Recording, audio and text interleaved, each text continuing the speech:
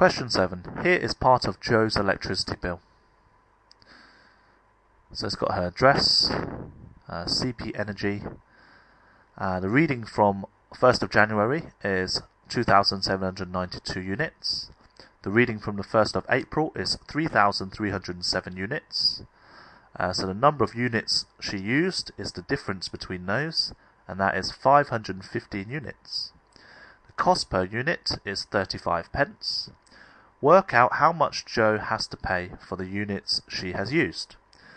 So, if it's 35p per unit, and she's used 515 units, then it's going to be 515 times by 35p.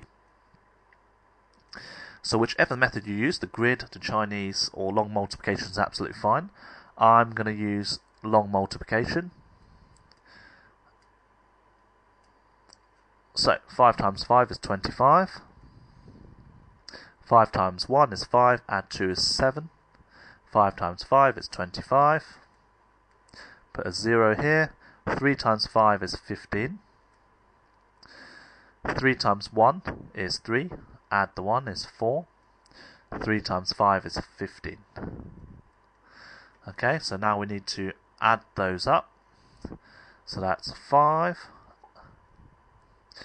7 add 5 is 12. So we carry the 1. That's going to be 10. Carry the 1. 5 add 2, 7. Add the 1, 8, and the 1. So 515 times 35 is 18,025 pence.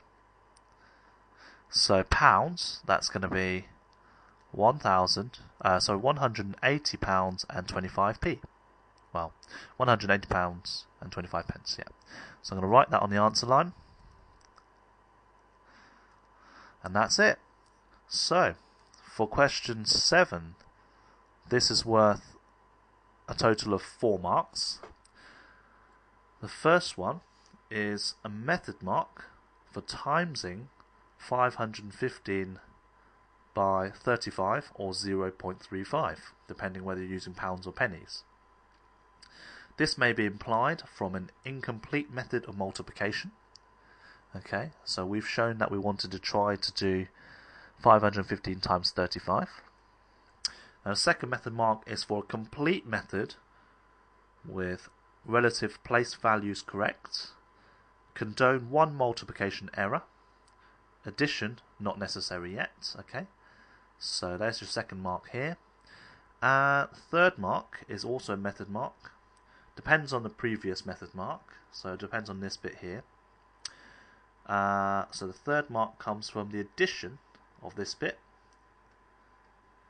And the fourth mark is for the answer of £180.25 or 18,025p. Okay, so if you chose to put 18,025p, then you need to just scribble out this pound sign. Okay, so that's it. So 4 marks for question 7.